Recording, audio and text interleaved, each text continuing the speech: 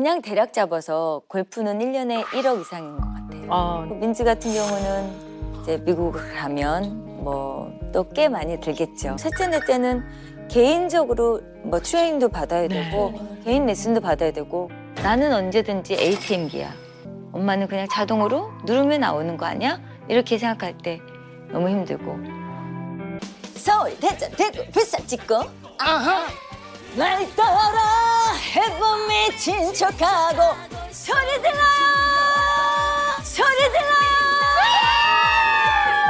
안녕하세요, 김희연입니다. 내 님은 어디에 있나 서울에 있나 대전에 있나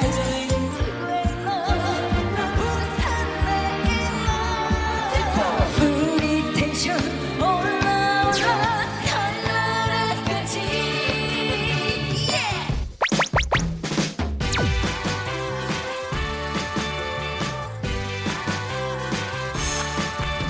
I don't know what it is that makes me love you so. I only know I never want to let you go. 어서 오십시오. 네, 반갑습니다. 아유 반갑습니다. 아우 등장부터 에너지가. 네. 그래서 오늘 고객님을 위해서 특별히 준비한 웰컴티는요. 뱀이다, 뱀이다, 몸에 조금 맞춰줘. 뱀딸기다, 뱀딸기 풀차입니다. 뱀딸기 풀차요? 행사 여왕으로 전국 방방곡 어디든 이 누비는 이 고객님을 위해서 면역력 강화에 좋은 이 뱀딸기 풀차를 또 준비했어요. 한번 드셔보세요. 뱀이 들어갔나요? 아, 뱀은 안 들어, 뱀딸기 풀이 들어갔습니다. 아니 근데 향기도 되게 네, 향기롭고요. 네, 좋습니다. 상당히 오늘 사실 아침에 도착을 했어요. 해외에서. 네, 베트남에서 아침에 도착을 해서 네. 1시간 연착을 돼서 사실 가슴 조마조마하면서 왔거든요. 저희가 다 기다립니다. 누가 오시는데 기다리죠. 아. 네. 차 한 잔에 스트레스가 확 날아가는 것 같아요. 네. 김혜연 고객님, 저희 행사의 여왕님답게 등장만으로도 저희 상담소 분위기를 후끈. 이 행사를 얼마나 뛰어야 이 여왕 타이틀을 얻을 수 있나요? 글쎄요. 솔직히 제가 감히 말씀을 드리면 한 하루에 12개 정도. 하루에 12개라는 행사가 사실은 쉽지는 않습니다. 아니 지역이 다 다를 거 그러니까 아니에요. 12개 어떻게 돼요, 12개가? 제 노래처럼 서울, 대전, 대구, 부산 찍고를 하면 12개를 찍을 수가 없어요. 그래서 12개를 다 안 되고 예를 들어서 만약에 서울 근교에서 서울 만약에 김포, 강화, 수원 찍고 비행기 타고 부산 갔다가 부산, 창원, 마산, 창녕 뭐 찍고 대구를 와서 대구, 구미 뭐 이렇게 김천 찍고 뭐 이렇게 올라오지 않으면 12개라는 행사가 가능하지가 않죠. 그때 당시는 가능했는데 지금은 아마 힘들 것 같습니다. 뭐 시간적인 면도 그렇지만 체력적인 면도 지금은 그렇죠. 12개가 힘들 것 같아요. 네. 아하. 근데 이게 싶을 건 짚고 가야 되지 않겠습니까? 아, 예? 예. 행사의 여왕인 동시에 다산의 여왕. 저 깜짝 놀랐습니다. 예. 내 아이의 엄마라는 게 정말 애국자세요. 예, 깜짝 놀랐습니다. 정말, 네. 일명 김혜연의 다산 비법 파헤치기를 한번 해보도록 하겠습니다. 네, 어떻게 하면 가능성이 있을런지 오늘 한번 좀 배워보도록 하겠습니다. 어허. 일단 김혜연 고객님의 사남매 사진 먼저 보고 가도록 하겠습니다. 어머, 요번에 얼마 전에 찍은 거예요. 저희 리마인드 웨딩 때 가족 사진 겸해서 같이 찍었어요. 미남이. 부모님도 계신 거예요. 저희 시어머님이세요. 저희 시어머님이 20년 동안 저희 아이들 넷을 다 키워주셨습니다. 아니 지금 뭐 첫째는 골프 선수, 네, 맞습니다. 첫째 몇 살이에요, 그러면? 22살이요. 둘째는 이번에 NIU 뉴욕대 세시 합격을 했습니다. 어머나. 축하합니다. 오. 야, 셋째 넷째는 아직 셋째, 넷째는 농구를 하고 있습니다. 완전 키가 크더라니. 네. 근데 이게 진짜 이게 실로 놀랍습니다. 잘 들어보세요. 우리 김혜연 고객님 이 첫째를 낳은 나이가 31살, 둘째가 33살, 오. 셋째가 38살, 그리고 넷째가 무려 40. 넘어섰었죠. 부록의 나이. 부록의 나이에요. 예. 대단하시다. 어떻게 이걸 우리 지금 4명, 내 친구 다 자연분만 하셨고. 네, 잘못만 했습니다. 아니 어떻게 이렇게 이 몸으로. 아마도 점점 첫째, 둘째 출산하면서 노하우가 각자 생긴 것 같습니다. 그래서 첫째 때는 8개월 때까지 일을 하고 이제 잠깐 중단을 했었는데 해보니까 8개월 때까지 아무 일 없이 건강하게 출산을 잘했거든요. 오히려 더 건강하게 출산을 더 할 수 있었던 것 같아요. 운동도 하면서 이렇게 무대에서 노래하면서 즐겁게. 기도받고. 네. 예. 그래서 둘째, 셋째는 거의 막달 때까지 움직였었고요. 넷째는 출산하고 나서 사실은 11일 만에 제가 조리원에서 주련 어머, 너무 사인을 받아서 나와서 무대에 섰던 기억이 나요. 네. 좀 위험하죠, 선생님. 11일. 좀 충분히 회복을 해야죠. 근데 사람마다 조금 다른 것 같아요. 이게 개인마다 차이가 많이 나는 것 같아요. 그리고 우리 혜연 씨는 임신 기간도 좀 수월하게 보내시는 것 같고 훨씬 아이를 잘 출산하시는 것 같고. 제가 첫 아이 때는 사실은 잘 참는 편이지만 스며시 나오는 눈물은 어쩔 수가 없더라고요. 아프니까. 너무 눈물이 나더라고요. 너무 서럽고 혼자. 그래서 첫째 때는 좀 외롭게 출산을 했는데 첫째, 둘째랑 셋째 차이가 한 6년 터울이거든요. 그러니까 그렇네. 딸 둘이었잖아요. 그러니까 엄마가 아프니까 양쪽에서 팔도 주물러주고 그다음에 넷째 출산할 때는 도영이까지 셋째까지 합류해서 제가 울다가도 웃을 수 있게 막 뱀이다 노래다 애들이. 서울대 저때 부산 찍고 막 이렇게 노래 웃고 있다가 다시 눈물 나면 애들이 닦아주고 노래해주고 정말 외롭지 않은 출산을 했던 것 같아요. 근데 굉장히 고생을 많이 하셨네. 네. 근데 제가 잠깐 재밌는 얘기를 하면 축가의 여왕이 됐어요. 왜요? 네. 그냥 노래를 하는 게 아니라 제가 다산의 길을 주고 그렇지. 예, 윤지 씨 몇 명이죠? 저도 2명. 네. 저도 2명. 이걸로 가야 되나? 일단 잡겠습니다. 네, 네. 일단. 자세가 중요해. 내가 받을 자세가 안 됐으면 이게 안 갑니다. 그럼 일단 일단 받아봐. 간다. 여보 나 이거 받아도 되나?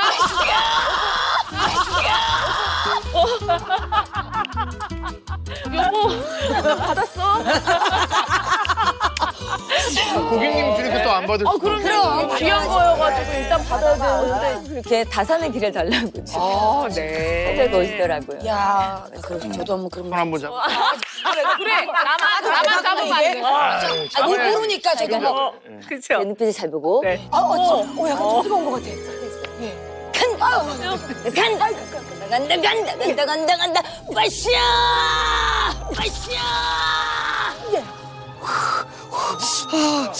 혹시 모르니까.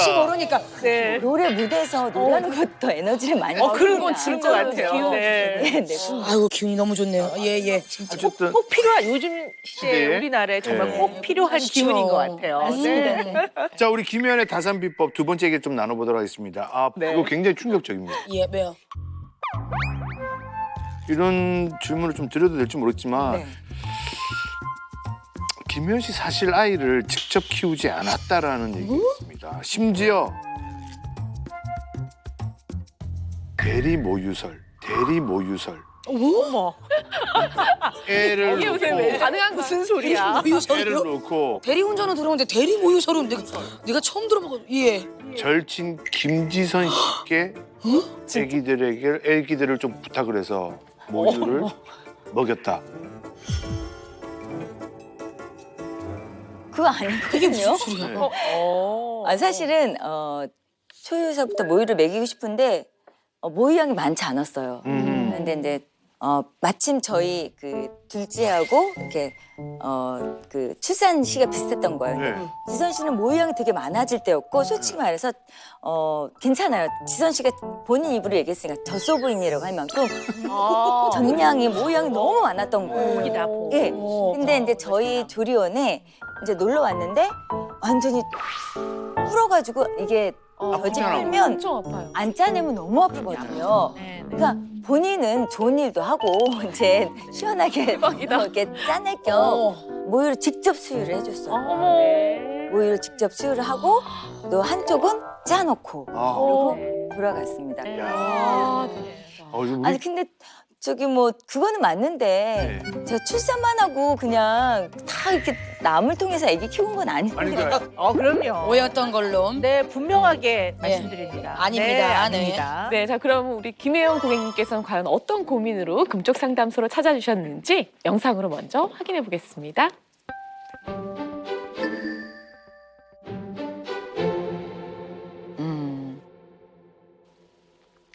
가공하다가 나도 모르게 터질 때가 있어요.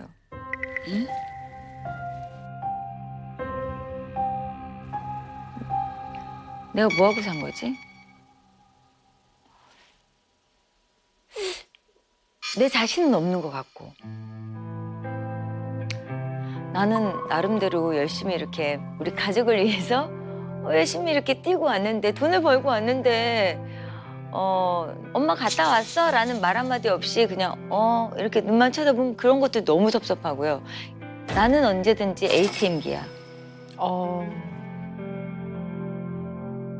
엄마는 그냥 자동으로 누르면 나오는 거 아니야? 이렇게 생각할 때 너무 힘들고. 저희 남편도 결혼해서는 행사비가 얼마야? 라는 걸 물어보지 않았는데 지금은 행사야? 방송이야? 왜냐면 방송이랑 행사비가 다르거든요.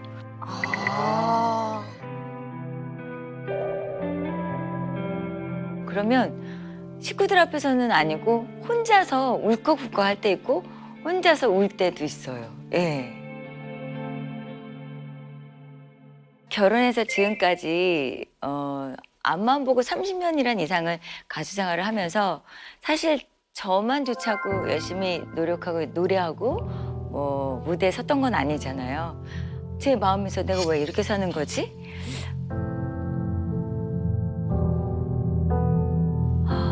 정말 자괴감에 어느 순간에 한계가 온 거예요.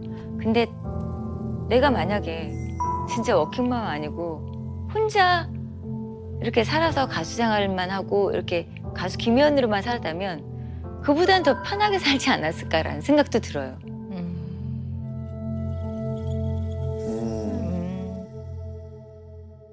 그 뭐 일을 안 하시는 엄마들도 이런 생각 정말 많이 공감하거든요. 근데 또 이제 일까지 하는 저의 입장으로서는 좀 가슴이 꽉 막히는 부분이 좀 생기는 것 같기도 해요. 너무 힘드셨을 것 같다 이런 생각이 드네요. 이게 지금 하나도 아니고 4명이 다 예체능을 하고 있고 그러면 이게 학비도 만만치 않을 것 같은데. 그냥 대략 잡아서 골프는 1년에 1억 이상인 것 같아요. 네. 민지 같은 경우는 이제 미국을 가면 뭐 또 꽤 많이 들겠죠. 그리고 셋째, 넷째는 개인적으로 뭐 트레이닝도 받아야 되고 개인 레슨도 받아야 되고 그것도 어마어마하더라고요. 저희 한 달에 들어가는 고정적인 생활비가 있지 않습니까? 근데 그게 규모가 사실은 뭐 이렇게 생각했던 것보다 작지 않습니다. 그러다 보면 정말 111? 돈 밖에 몰랐어요. 가족여행 갔다가도 행사가 들어오면 엄마 일하러 가야 돼? 그럼 저희 아이들이 저희 엄마는요 행사만 들어오면요 돈 벌러요 땜이다 하고 가요. 이렇게 인터뷰를 방송에서 이렇게 할 정도로 그러니까 아이들은 이렇게 지난 거 항상 곱씹어서 얘기합니다. 엄마 나 입학식 때 안 왔잖아. 뭐, 엄마 나 운동회 때 안 왔잖아. 근데 뭐 입학을 하거나 졸업할 때 제가 못 가면 정말 심지어는 저희 후배 이모들을 동원해서라도 보냈고 체육대회 제가 가서 못 뛸 때는 정말 달리기 잘하는 이모를 보내서 같이 엄마 근데 그게 아이들한테는 전혀 엄마의 노력을 이렇게 보이지가 않았던 거죠. 아이들 눈에는. 그냥 엄마가 없었던 걸로만 기억하는 거예요. 그렇죠. 근데 제가 이제 이 얘기를 들으면서 저도 이렇게 마음이 짠한 게 각자 본인의 위치에서 최선을 다하는 거거든요. 그러니까 혜연 씨는 자신과 가족을 위해서 열심히 일하시고 아이들 뭐 졸업식 이럴 때 못 가면 그 상황에서 최선을 다해서 뭐 아이들 이렇게 좀 기억에 남게 뭐 친한 이모도 동원하고 할 수 있는 거 최선을 다하셨어요. 그런데 최선을 다하는 거는 완벽한 거하고 이퀄은 아니에요. 최선을 다할 뿐이지. 우리 인생은 늘 최선을 다하고 사는 겁니다. 다만 혜연 씨가 느끼는 요즘에 이런 감정은 약간의 서운함인 것 같아요. 특히 가족들에 대한. 네, 서운함이 딱 생기는데요. 이 사람이 서운한 마음이 들 수 있거든요. 근데 대체적으로 사람의 이 내면 안에, 마음 안에서 서운함이 딱 느껴질 때는 뭔가 내가 사랑을 기본 전제로 굉장히 희생을 했다는 생각이 쫙 깔려 있으니까 그런 마음 때문에 지금 이제 상대한테 대가를 원하는 게 아니라 약간 마음적으로는 기대하는 마음이 좀 있는 거죠. 그런 이제 기대하는 마음이 쫙 생기기 때문에 그 기대에 못 미칠 때는 약간 서운한 마음이 이제 마음 안에서 쫙 올라오는 거죠. 네.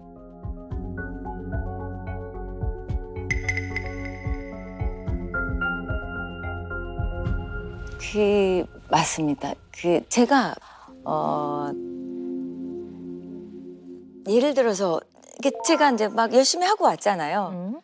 그러면 아이들이 아프거나 시어머님이 편찮으시면 저희 남편서부터 벌벌벌벌해서 응급실에도 갈 만큼 가는데 내가 조금 아프다 그러면 병원 가봐 빨리.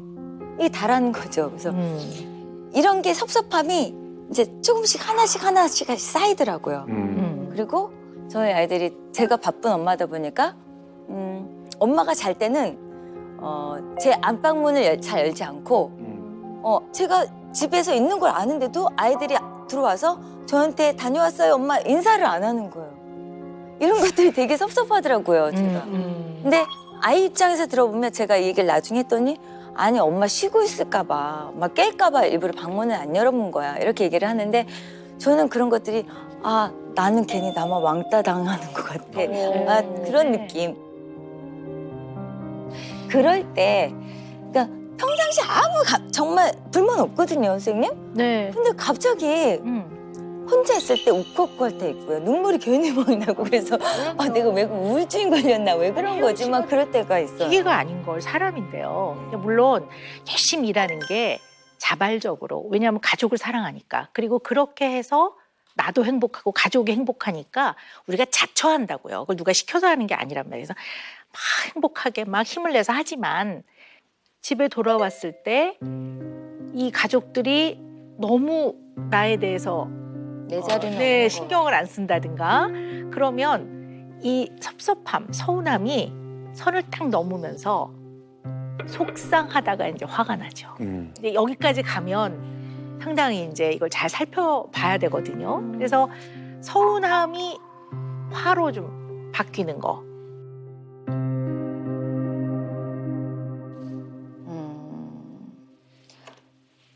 화가 날 때도 있었던 것 같아요. 그러니까 모든 사람들이 댓글에나 아니면 만나면 아이고 애 넷나냐고 수고는 했어. 뭐 낳기만 했지 시엄마가 다 키워줬잖아. 뭐 이렇게 말씀하실 때 네 그럼요. 저희 시어머니가 안 계셨으면 제가 어떻게 이렇게 활동해요. 그럼요. 당연하죠. 이렇게 얘기하는데 그럼요 하면서 속은 되게 아파요.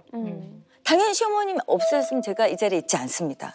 그러나 정말 저는 지금까지 항상 아이들 먹는 장은 제가 봅니다. 아이들 먹을 거 항상 놓고 그리고 아이들 학원 할머니가 어떻게 아십니까? 학원서부터 아이들 운동 스케줄서부터 이런 스케줄 모든 걸 다 제가 전화하고 이렇게 짜는데 물론 제가 집에는 없는 시간이 많죠. 근데 저는 그냥 아이를 그냥 낳기만 한 엄마다라는 얘기를 너무 많이 듣습니다. 저희 시어머님의 고마움 감사함이 이렇게 컸다가 그런 얘기를 들으면 무슨 엄마가 다 키워줘. 이렇게 솔직히 제 속마음으로 그런 얘기를 제 스스로가 못된 며느리가 되는 거예요. 그렇죠. 그래서 네. 아이를 그냥 낳기만 한 건 아니라는 물론이죠. 그럼요. 그게 가족의 어떤 의논을 통해서 협동하는 게 가능했기 때문에 각자의 위치에서 최선을 다한 거지. 그거를 애를 무슨 내팽개치고 그렇게 한 것처럼 받아들이는 거는 다른 건 몰라도 엄마 입장에서는 굉장히 심장을 찌르는 것 같은 이게 굉장한 상처로 남으실 것 같아요. 저도 개인적으로는 뭐 저도 일하는 사람이니까 평생 일을 하고 사는데요. 저는 웬만한 거에는 좀 잘 제가 소화를 해요. 왜냐하면 제 직업 자체가 제가 평생 동안 해온 일이 사람을 이해하는 거기 때문에. 근데 저도 제가 제일 견디기 어려운 거는 엄마로서의 저를 건드릴 때. 근데 딱 어떤 한 분이 지속적으로 악플을 써요. 근데 같은 내용을 여러 군데에 퍼다가 네. 올리는데 내용이 뭐냐면 예전에 제가 했던 무슨 무료 강연에 왔었는데 저분은 애를 직접 안 키웠다고 본인이 얘기하더라. 저 애 직접 키웠거든요.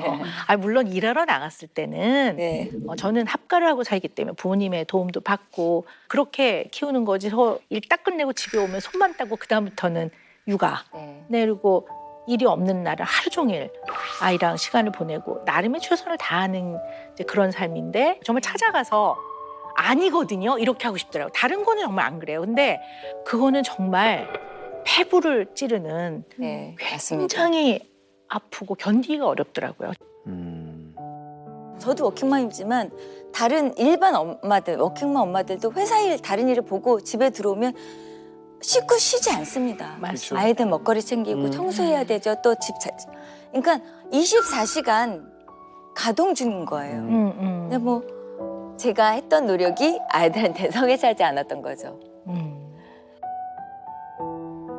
지금은 그래도 제가 많이 좋아졌지만 한 5년 전쯤에는 사실은 무대를 못 올라갈 만큼 제가 심각하게 목 상태가 안 좋아졌었어요. 그러셨군요. 무대에서 제가 행사의 여왕이라는 타이틀을 갖고 무대 올라가면 그 에너지를 발산하던 김혜연이가 무대 그 음악 소리에 심장이 막 뛰기 시작하는 거예요. 심장이 막 뛰고 무대 올라가면 숨을 못 쉬어요. 그러니까 호흡을 해야지만 노래를 해야 되는데 호흡이 안 되니까 노래를 할 수가 없는 거예요. 뭐 목소리 컬러도 허스키 보이스가 되고 음정을 잡아야 되고 고음을 쳐야 되는데 이게 걸려서 안 올라가는 거예요. 이제 다시 오는 거북이 목표가 최고죠. 남자답게 시우런 욕구도 소리 한번 질러주세요. 너무 창피하고 너무 미안하고 네. 내 스스로가 너무 무너지는 거죠. 근데 그거를 모르고 한 5년을 그냥 지나갔는데 길다. 안 되겠더라고요. 그래서 저희 남편한테 여보 나 노래 그만둬야 될 것 같아. 이런 상황을 이제 제가 얘기를 했죠. 울면서. 나 지금 사실 너무 힘들어. 그래서 처음으로 남편 손을 잡고 병원을 갔어요. 그냥 목을 많이 써서 목소리가 안 나오니까 이런 줄 알았는데 제가 공황장애를 앓고 있었더라고요. 그걸 저는 이게 공황장애인지 몰랐던 건데 그래서 남편이랑 같이 가서 이제 상담을 받고 공황장애라는 진단을 받고 제가 심정으로 너무 힘들 때 그리고 집에 들어왔는데 아이들은 뭐 쳐다도 안 보고. 이렇게 그냥 한번 쳐다보고 이렇게 근데 그거에 너무 무너지는 거예요 제가. 그러니까 가족들은 나를 도대체 어떻게 생각하는 거지? 나는 정말 원더우먼이 아니고 천하장사가 아닌데 엄마는 늘 천하장사로만 생각하는 거죠. 그리고 엄마는 늘 뭐 우리한테 해준 건 뒷바라지. 근데 저는 그 말이 더 서운한 거예요.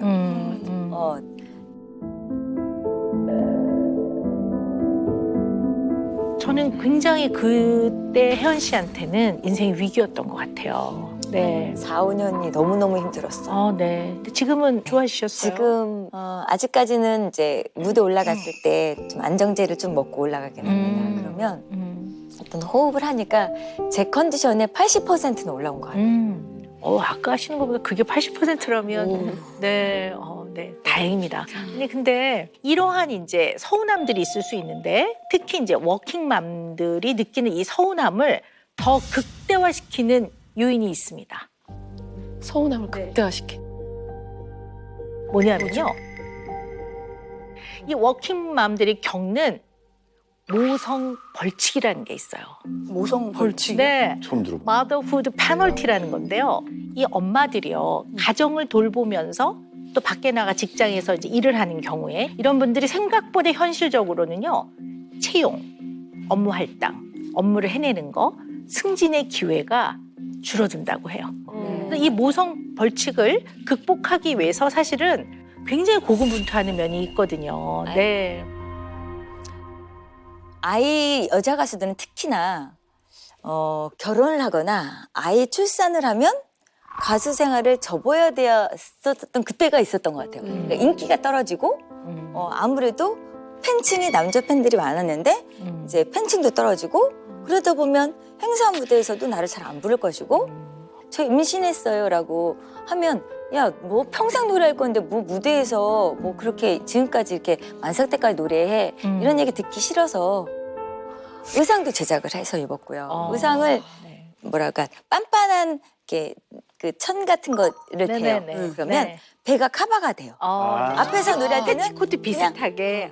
이렇게 되는 거죠. 네. 신데렐라 옷처럼. 그래서 네네네. 긴 롱을 입고 뭐 둘째 때는 유리구두라는 노래를 부르면서 노래를 했었는데 내 나이에 아예 4세 엄마인데 아유 저렇게 퍼진 아줌마 같은 아줌마가 올라와서 노래하네 이런 얘기 듣기 싫어서 무던히 되게 많이 노력합니다. 새벽 2시에 와서 운동하는 거는 뭐 빌리비제고요. 모든 것들이 조금 예전의 노력에 2배 안 되고요. 한 3배, 4배, 5배 정도는 해야 될 것 같아요. 오늘 저는 모성 벌칙이라는 이 말을 처음 선생님께 배웠는데 쭉 이제 선배님 옆에서 말씀하시는 것도 듣고 하다 보니까 문득 생각난 게 모성 벌칙을 엄마가 스스로 줄 수도 있는 건가? 이런 생각이 갑자기 들었어요. 왜냐하면은 이제 첫째를 가졌을 때 이미 그 작품을 출연하기로 얘기를 해놓은 상태였어요. 계약서 도장은 아직 안 찍었고. 근데 너무 바라던 아기고 너무 기쁜 일이고 너무 축하받아야 될 일인데 제가 그 말을 못 하겠는 거예요. 제가 이걸 말을 하면 그때는 뭔가 그 작품을 못하게 될까 봐 혹은 현장에서 나 때문에 뭔가 지연되거나 뭔가 사람들이 은지 씨 때문에 조금 배려해야 될 만한 상황이 자꾸 발생할까 봐 실제로 또 나중에 이제 작품 중간에 임신 소식이 이제 밝혀진 거예요. 저는 그러면 다음날 현장에 갔을 때 축하한다고 이렇게 얘기가 들려올 줄 알았는데 그럼 촬영을 이제 밤에를 어떻게 이렇게 하시는 말씀을 들은 거예요, 제가. 그래가지고 너무 속상하더라고요. 네. 윤지 씨 얘기를 잠깐 들으니까 저희 가수들이 가장 중요한 무대가 연말에 시상식이에요. 네. 근데 제가 그때는 이제 미리 가르쳐주면 어떻게 준비가 되겠지만 그때 발표를 하잖아요. 그렇죠. 근데 제가 12월 6일 날 출산을 했는데 근데 당연히 제가 조리원에 있으면 시상에 올라갔다가 또 빠지겠죠. 그래서 절대 사무실에서 나 애기 출산 한참 전에 하고 쉬고 있다라고 얘기해라. 조리원에 있다는 얘기 하지 말아라. 이런 얘기를 한 적이 있어요. 네. 그래서 제가 다행히 그때 올해의 가수상을 받게 됐죠. 아유, 네. 그러니까 우리 뭐 혜연 씨도 일단은 가장 중요한 게 또 아이들이 넷이나 되고 그러니까 어떻게 하면 잘 키울까, 이 가정을 어떻게 잘 꾸릴까 하는 이제 그런 마음에 이 일하는 여성들이 많이 겪는 이 모성 벌칙을 극복하고 워킹맘으로서 정말 최선을 살기 위해 굉장히 노력을 하셨던 것 같아요. 근데 그러다 보니까 어떤 경우는 너무 지나치게 열심히 하면서 몰두를 하는 거죠. 그러다 보면 양육죄책감이 또 생기죠.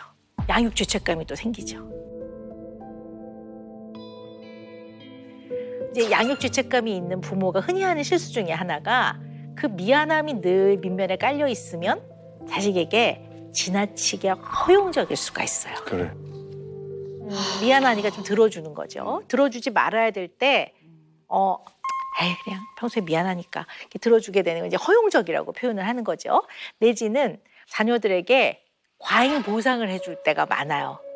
예를 들면 어릴 때는 크고 비싼 장난감을 사준다든가. 그럼 사실 장난감은 가지고 놀아야 되는데 그냥 장난감을 사주는 행위에 과잉 보상을 해주게 되면 사실 이제 비싸고 큰 장난감을 사줄수록 더 많이 놀아준 것 같고 더 많이 사랑해준 것 같고 그러니까 되게 이제 원하는 걸 다 해주면 좋을 것도 같지만 집안의 경제 사정을 잘 고려해서 어떤 건지 아이들 조율을 좀 해야 되거든요. 그러니까 한계 없이 내지는 제한 없이 돈으로 사줄 수 있는 거 해줄 수 있는 거 다 해준다. 이제 이렇게 되면 이게 이제 약간 과잉 보상이라고도 할 수가 있죠. 네.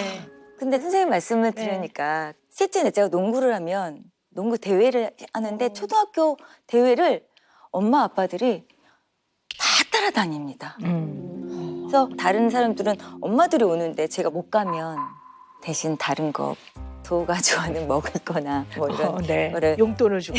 네. 네. 볼 하나에 얼마 이렇게 그런 네. 뭐 운동하니까 뭐 빵도 사놓고 그러다 보니까 저희 큰아들이 어릴 때 소화비만으로 너무 빵을 많이 먹어서. 체중이 많이 나갔던 거예요. 그때 소화비만으로 이미 뼈 성장이 다 끝났던 거예요. 아하. 그래서 이미 지금은 키가 77 정도 되기 때문에 작은 키는 아니지만 농구 선수로는 작은 키이기 때문에 지금 꿈을 접어야 되는 상황이 됐어요. 그것 또한 아이한테 너무 죄책감이 된 거죠. 그럴 수 있죠. 근데 좀 어떻게 보면 혜연 씨는 자녀들에게 마치 편도 1차선 그 길밖에 없는 길을 쫙 타고 내려오는 것처럼 원웨이 공급을 해주는 양육을 하셨던 것 같아요. 그러니까 자녀들한테 미안한 마음 때문에 아이들이 원하는 거 하고 싶어 하는 거, 특히 교육받고 싶어 하는 거에 대한 최선을 다해서 경제적인 뒷바라지를 해주는 원웨이 여기에만 좀 몰두된 면이 없지 않아 있다고 보는 거죠. 그래서 이런 이제 원웨이 공급 양육을 해주다 보면요 빈틈이 좀 생겨요. 이 빈틈 어려움이 좀 어떤 점이 있으셨는지 우리 김현 씨 이야기를 좀 더 들어볼 필요가 있을 것 같아요.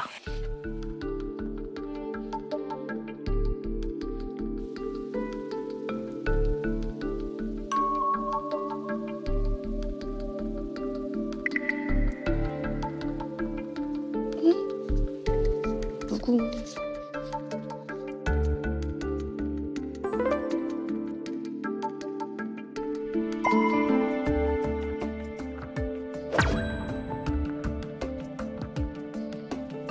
아, 아 이쁘다. 진짜. 쑥스러워하는데 우리 딸. 사실 제가 중학교 때까지만 해도 학원을 좀 늦게까지 다녔는데 제가 한 새벽 2, 3시에 들어와도 엄마는 안 계시고 제가 아침 학교 갈 때 엄마는 또 안 계시고 이런 느낌이었어요. 엄마는 이제 졸업식, 입학식 때 오시는 게 좀 바쁘셔가지고 아빠가 오시거나 할머니가 오시거나 할 때도 많았어요. 그래서 어렸을 때는 한 몇 달은 엄마만 안 왔어, 나만 안 왔어, 할머니만 왔어 이러긴 했죠.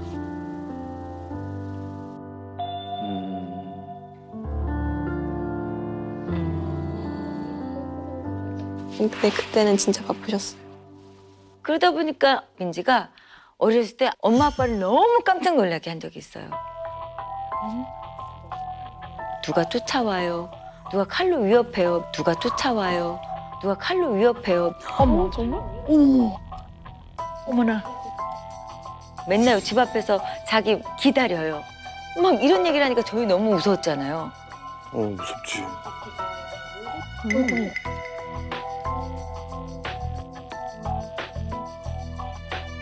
CCTV며 모든 걸 다 관찰했는데 며칠간을 경찰분들이 이렇게 따라다녔는데 아무 일도 없더라는 거예요. 아이고. 그게 이제 심리 상담 선생님께서 그 왜 그랬니? 그랬더니 나중에 관심을 받고 싶어.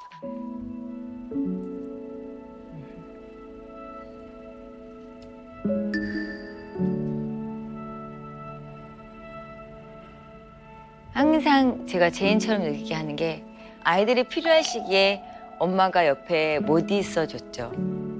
그게 항상 미안하고 항상 죄인 같고 그래서 아이들이 1명, 2명, 3명, 4명 이제 특징새가 좀씩 있었어요. 아,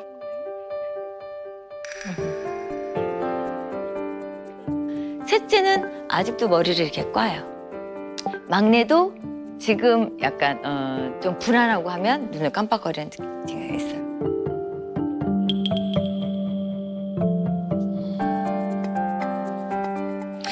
도영이였나요 그때가? 도영이 심리검사 그때 처음 했는데 너희 가족을 모두 다 그려 그랬대요. 그때 할머니도 그리고 심지어는 그 나가 있는 누나도 그리고 했는데 저만 안 그린 거예요. 그래서 왜 엄마를 빼놨어? 그랬더니 엄마는 항상 집에 없다고. 엄마는 너무 바빠서 집에 있을 시간이 없다고 이렇게 얘기를 했대요. 아이고, 그랬구나.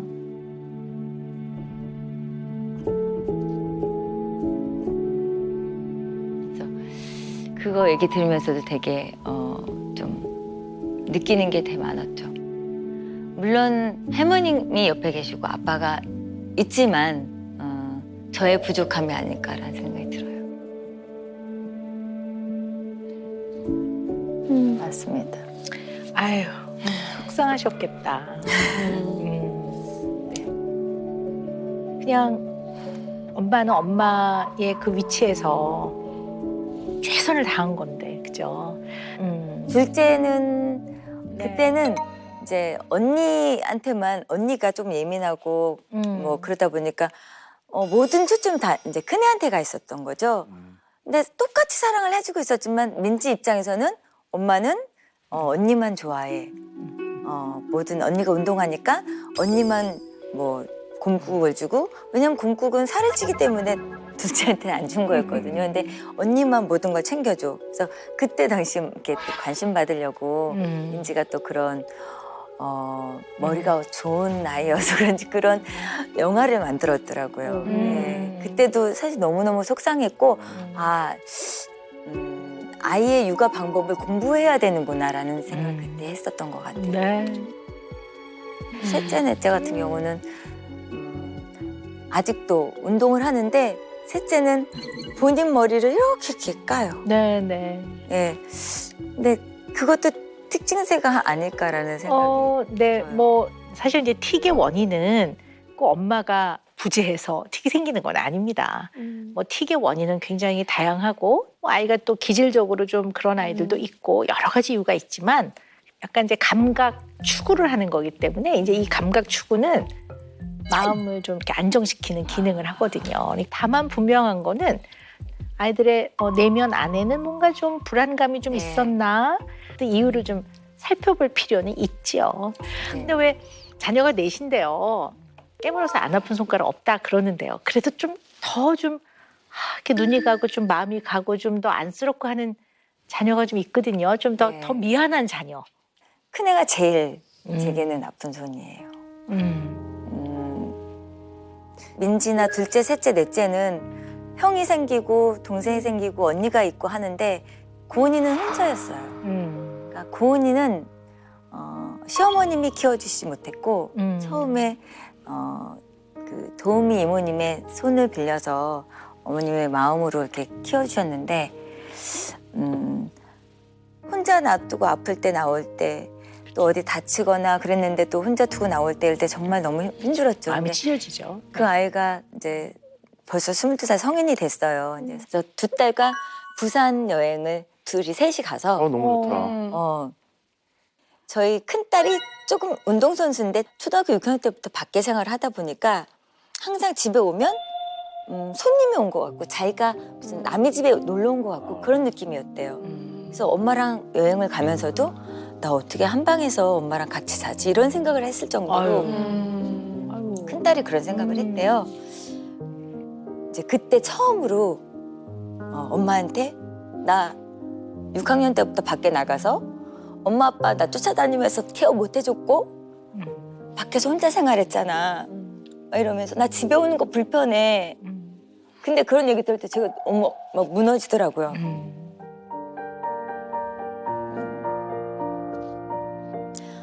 정말 진짜 해준 게 없구나. 근데 제가 거기서 눈물이 막 쏟아지니까 그때 얘기를 하게 되더라고요.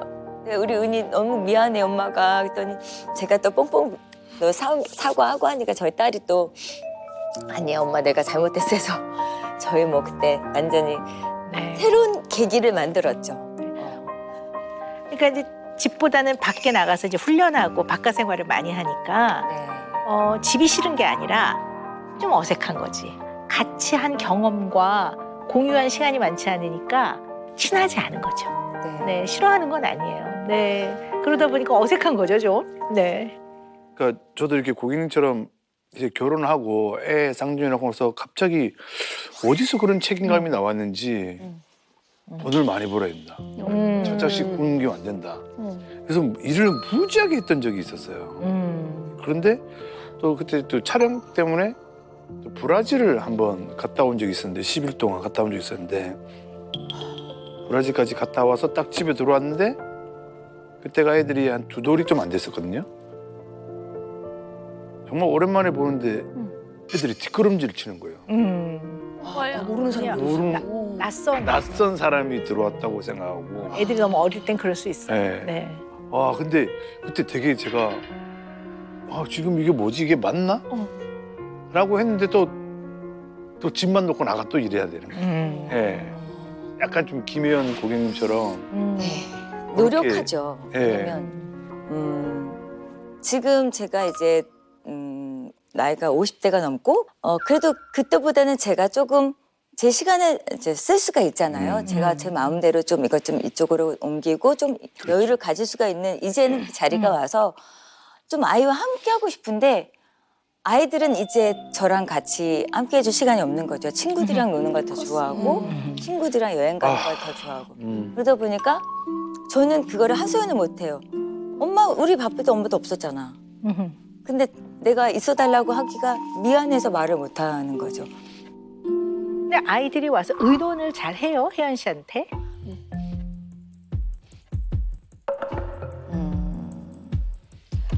글쎄요. 그렇게 저한테 힘든 얘기를 많이 안 하는 것 같아요. 네. 저는 사실 스타일이 엄한 엄마였어요.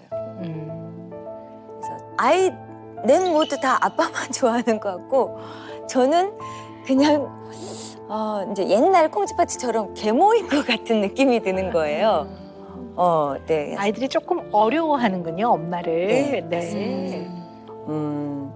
아빠한테는 되게 친구처럼 편하게 대하는데 엄마는 되게 엄마한테는 좀 어려워. 잘하려고 하고 좋은 모습 보이려고 하고 막 이렇게 하더라고요. 제가 좀 커서 둘째 같은 경우는 뭐 이제 앞으로 진로에 대해서 엄마가 그런 얘기를 하죠. 뭐 네가 하고 싶은 거는 엄마가 이 무대에서 너가 멋진 여자가 될 때까지는 뒷받침 해줄게. 네가 하고 싶은 거 멋진 거 다 해.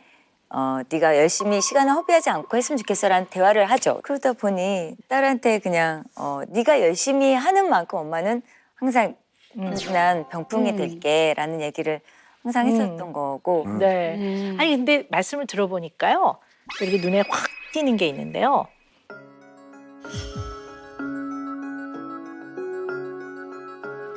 이게 멋진 여성이 되도록 엄마가 할 수 있는 거, 네가 하고 싶어 하는 건 다 뒷바라지 해줄게. 그 대신 네가 열심히 하는 한도네. 저기서. 그렇죠. 근데 이게요, 매우 성취지향적인 부모예요. 근데 저를 위해서가 아니라 너의 인생을 위해서. 근데 그래도 그게 성취지향적인 거예요. 나의 성취는 아니지만 뭔가 열심히 해서 그 열심히 하는 과정에서 내가 뒷바라지를 해줄 테니까 성취를 해. 약간 이런 거거든요. 그리고 그 문장 완성 검사 하신 거 있거든요. 뭐라고 돼 있냐면요. 내가 정말 행복해질 수 있으려면 그랬더니 뒤에 무대가 필요하다. 내가 다시 젊어진다면 똑같이 열심히 살 것이다. 그리고 이제 왜 그 MMPI 검사 결과를 봤는데요. 어떤 게 눈에 띄냐면 성취감을 얻기 위해 끈기 있게 나는 노력해왔다. 아, 우리 혜연 씨는 좀 성취지향적인 특성이 있고 정말 최선을 다해서 열심히 사시는 분이구나. 좋은데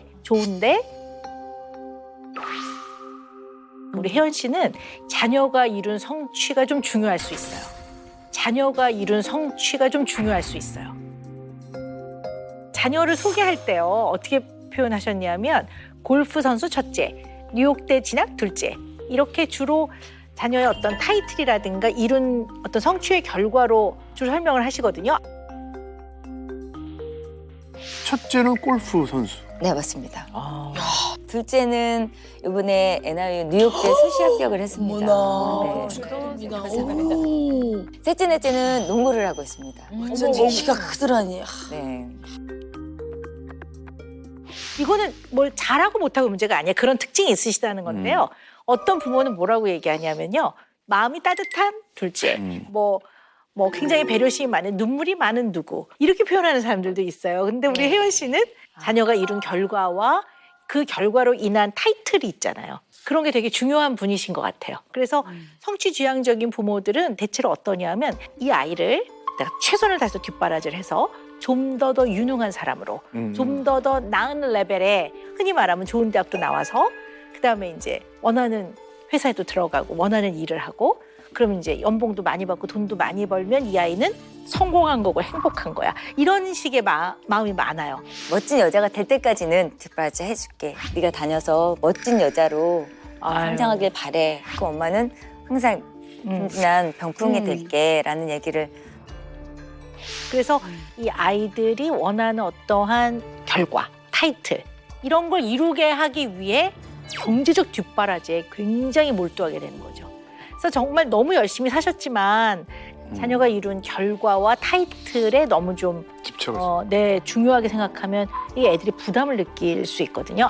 대다수 열심히. 부모가 그런 것 같아요. 근데 제가 스스로가 저는 뭐든지 진짜 열심히 하거든요. 제 생활을 모든 걸 하나 시작하면 끝장을 볼 때까지 운동을 시작해도 노는 것도 저는 되게 열심히 하거든요. 네네. 그러다 보니까 또 5년 중에 제가 아이들에게 부담을 주지는 않았나라는 생각이 그게 듭니다. 뭐 애들한테 이렇게 대놓고 뭘 요구하지 않아도 애들 보면 알아요. 자기 부모가 정말 열심히 사는 거를. 네, 맞아요. 근데 자기도 알아요. 그렇게 살아야 된다고 생각을 하는데요. 네.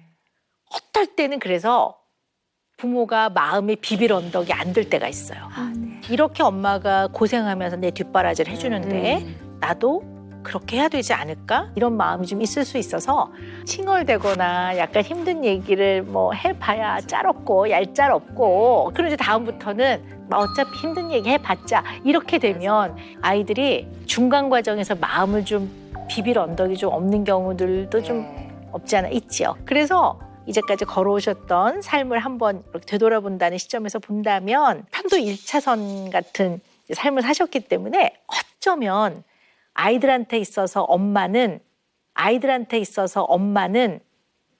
돈이 필요할 때 가서 의논하는 그러면 이제 경제적인 지원이 필요할 때 가장 먼저 떠오르는 건 엄마인 거지. 네. 자녀와의 어떤 단단한 끈이 경제적 지원으로만 많이 연결돼 있으면 문제가 생기겠죠. 왜냐하면 성인이 돼서 더 이상 부모의 경제적 지원이 많이 필요 없어. 내지는 자기가 돈을 벌어. 그러면 부모하고 소통할 수 있는 거리가 되게 없어지는 거예요.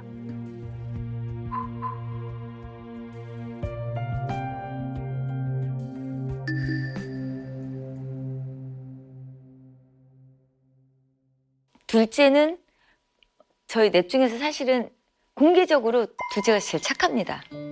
작은 딸하고는 이제 생각의 교류도 맞고 코드도 좀 잘 맞고 또 작은 딸이 워낙 또 잘 맞춰주기 때문에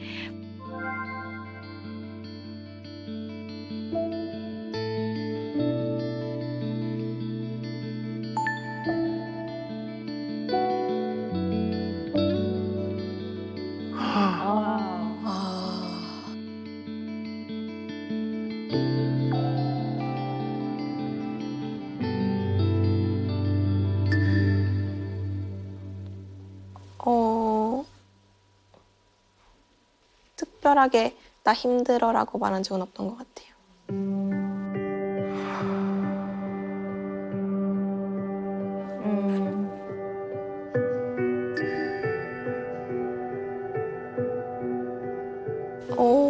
그런데 그냥 굳이 걱정 끼치고 싶지 않았고 이게 제가 좀 이제 커가니까 그냥 굳이 내색은 하지 않았고 그냥 혼자서 울고 떨쳐내고 했던 것 같아요.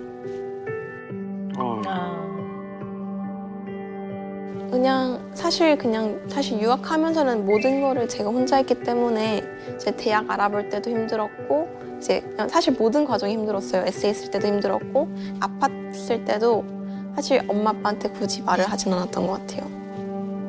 그냥 왜냐면 원래 떨어져 있고 아셔도 해주실 수 있는 건 없으니까 걱정 끼친다고 생각하니까.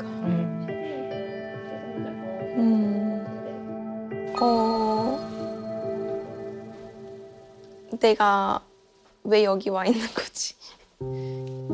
잘하고 있는 건가? 이런 생각을 많이 했죠. 아이고.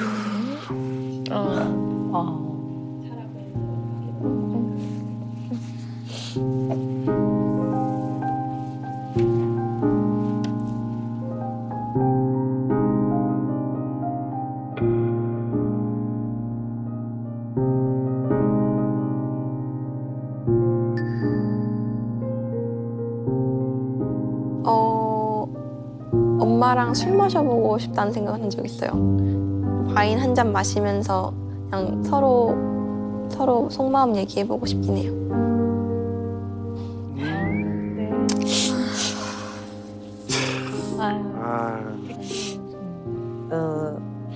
제가 표현으로 사실 말 한마디라도 해줘야 되는데 민지야 혼자 힘들었지라는 말을 못 해줬어요.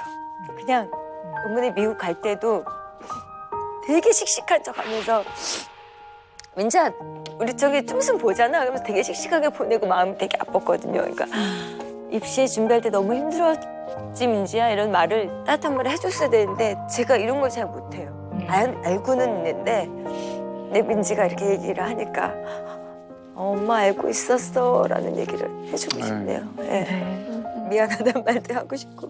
진짜 왜 본인도 말씀하셨다시피 그걸 왜 못했을까요? 이렇게 너 힘들지 엄마한테 얘기해. 그 얘기가 왜 이렇게 쉽게 잘 안 나왔을까요? 제가 조금만 감성을 건드리면 민지는 폭발해서 울어요. 그래서 제가 만약에 민지가 아픈 거를 병원 가, 피부과에서 피부과 꼭 가, 내일 꼭 가야 돼? 이렇게 얘기하지.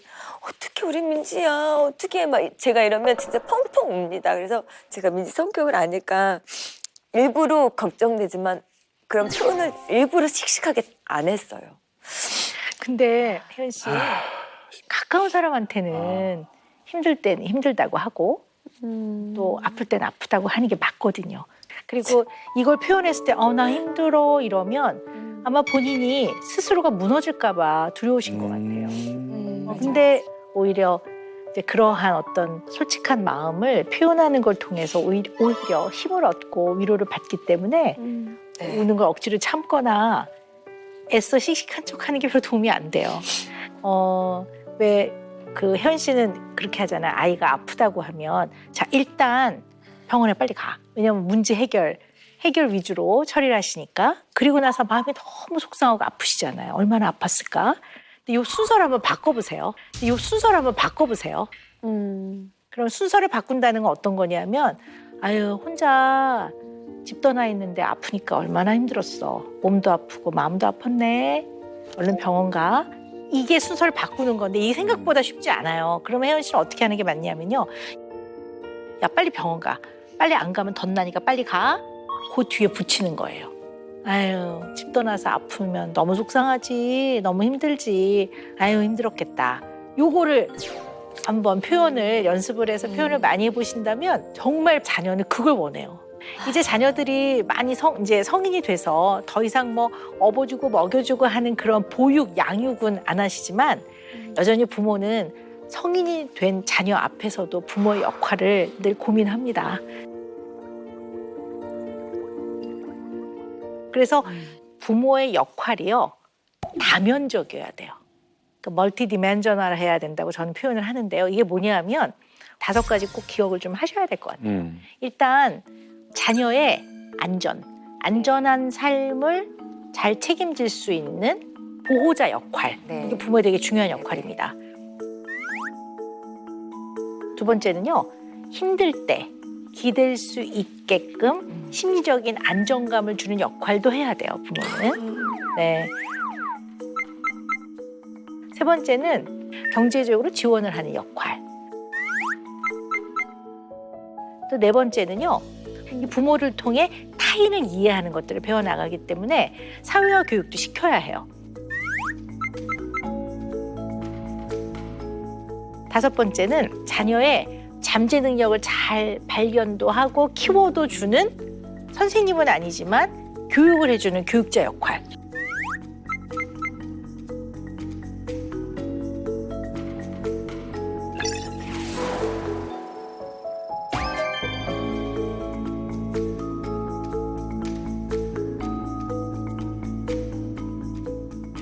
이런 말씀을 드릴 때마다 너무 부담을 드리나 하지만 우리가 또 알고 또 노력을 해나가는 거니까요. 근데 실제로 이렇게 말씀으로 하셔서 그렇지 이미 부모님들은 다 하고 계시죠. 다 하고 계세요. 그렇죠. 대체는 다 하고 부모님 계시죠. 대단하다. 네. 다 하고 있지만 부족하죠,들. 네. 그래서 절대 무너지지 않으니까 두려워하지 마시고 그런 표현을 좀 많이 하셨으면 좋겠어요. 네, 박사님 이제 김혜영 고객님께 내려주실 오늘의 은영 매직은 네. 무엇일까요? 혜연 씨에게 드리는 은영 매직은요. 엄카는 제한, 엄사는 무제한. 이게 약간 운율을 살린 건데 엄카는 뭐냐면 엄마 카드. 무조건 경제적인 거에서 혜연 씨 이제까지 엄마가 알아서 해줄게 였거든요. 다만 경제적인 면에 있어서 이제는 엄마가 여기까지는 해줄 수 있어. 그 다음에는 너희들이 좀 방법도 찾아보고 알아보렴. 이렇게 하시라는 얘기죠. 그래서 좀 어느 정도 너무 갈아넣지 마시고 이제 제한을 좀 두는 것도 의논을 해보시라는 얘기고요. 그러나 엄마의 사랑은 무제한. 자, 잊지 마시라고 저희가 굿즈를 준비했습니다. 너무 예쁘네요. 네. 그래, 갈아 넣지 마셔야지. 네. 그러니까요. 건강을 지켜줘야죠. 제가 제 스스로를 더 건강하게 잘 챙겨서 네. 저희 아들, 딸 4명 부모님, 남편한테 잘하는 그런 사람이 되도록 하겠습니다. 아, 특히 감사합니다. 건강을 잘 챙기셔서 오래오래 뱀이다 이 노래 좀 해주시기를. 노래 너무 잘하시는데요. 네.